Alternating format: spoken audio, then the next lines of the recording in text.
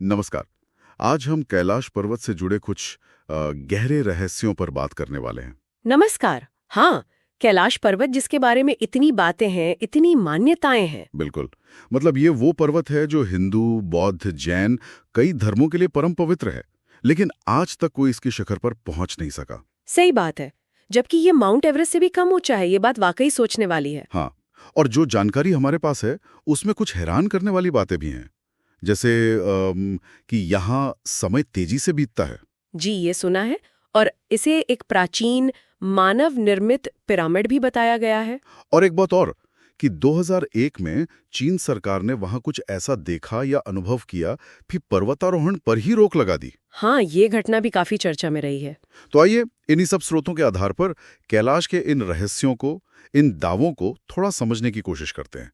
आखिर क्या है यहाँ ऐसा? जरूर। शुरू कहाँ से करें? चढ़ाई लाली रहस्य से। हाँ, वहीं से करते हैं।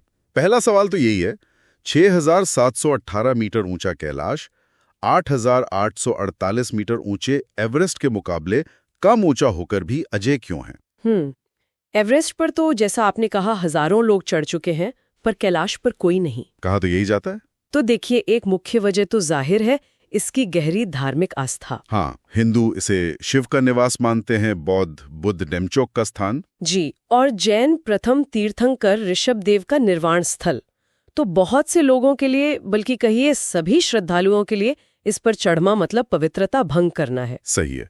और वो मशहूर पर्वतारोही रेनहोल्ड मेजनर, उन्हें तो चीन ने अनुमति दी थी, है ना? हाँ, दी थी, पर उन्होंने खुद ही मना कर दिया, धार्मिक सम्मान के चलते। और कहते उसी के बाद चीन ने कैलाश पर चढ़ाई प्रतिबंधित कर दी। बिल्कुल। लेकिन सिर्फ धार्मिक कारण ही नहीं है, कुछ अजीब अनुभवों की बातें भी हैं। जैसे? पर्वतारोही थे सर्गेई सिट्याकोव। हाँ। कहा जाता है कि जब वो शिखर के कुछ पास पहुंचे तो अचानक उन्हें बहुत ज्यादा कमजोरी और एक अजीब सा डर महसूस होने लगा। अच्छा। हाँ, उन्हें फौरन नीचे उतरना पड़ा, और जैसे ही वो पर्वत की परिधि से बाहर आए, वो बिल्कुल ठीक हो गए।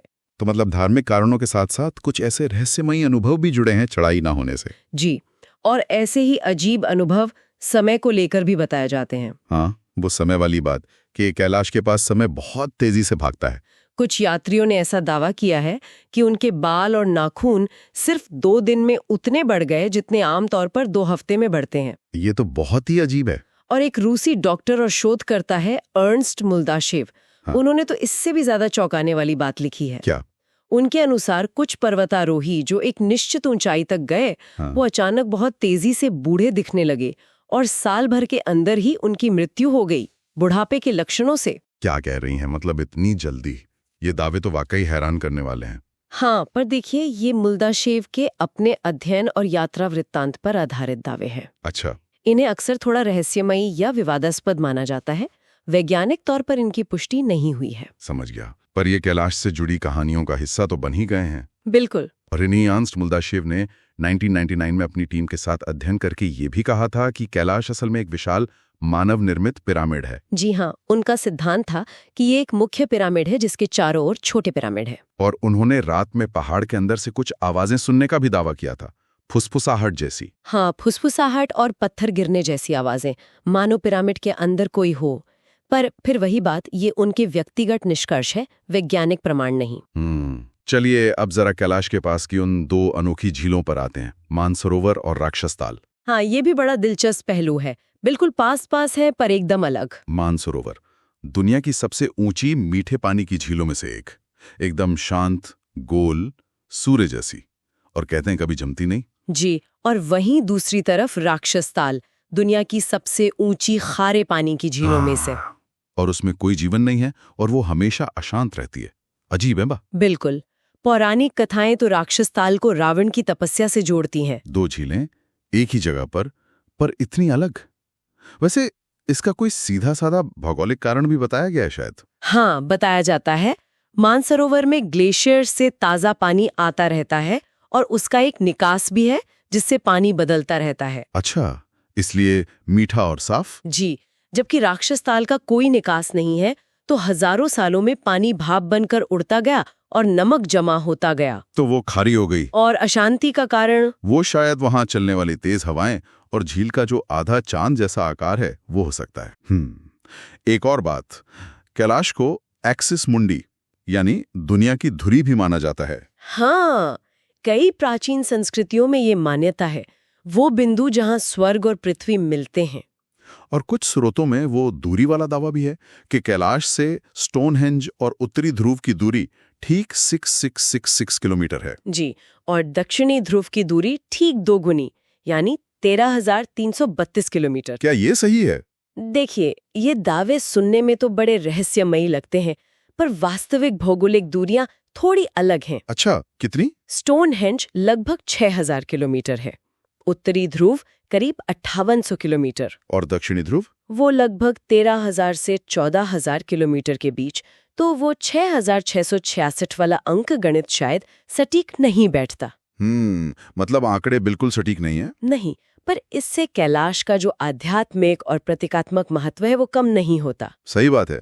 अच्छा, एक और घटना का जिक्र मिलता है, चीन की वो हेलीकॉप्टर वाली कोशिश शिखर तक पहुंचने की। हाँ, वो भी एक नाकाम कोशिश रही। क्या हुआ था उसमें? बताया जाता है कि शुरुआत तो ठीक हुई, उड़ान भरी, पर जैसे जैसे हेलीकॉप्टर ऊंचाई पर पहुंचा, मौसम एकदम से बदल गया। अचानक? हाँ, बिल्कुल अचानक। घने बादल आ गए, बर्फीले तूफान चलने लगे, बिजली कड़कने लगी, भारी बर्फबारी शुरू हो गई। बाप रे! हवा का दबाव इतना बढ़ गया कि हेलीकॉप्टर को कंट्रोल करना मुश्किल हो गया। यहाँ तक कि दिशा बताने वाले उपकरण, कंपास वगैरह, उन्होंने भी काम करना बंद कर दिया। तो उन्हें लौटना पड़ा? जी, मजबूरन लौटना पड़ा, जैसे प्रकृति खुद ही रोक रही हो। तो मतलब कैलाश पर्वत वाकई कई अनसुलझे सवाल अपने अंदर समेटे हुए है। हाँ, क्यों इस पर चढ़ा नहीं जा सका? क्या यहाँ सचमुच समय अलग रफ्तार से चलता है? क्या ये कोई प्राचीन मानव निर्मित संरचना है? और क्यों प्रकृति भी यहाँ इतनी रहस्यमयी, इतनी अप्रत्याशित हो जाती है? जो स्रोत हमारे पास हैं, वो कई तरह के सिद्धांत और अनुभव सामने रखते हैं।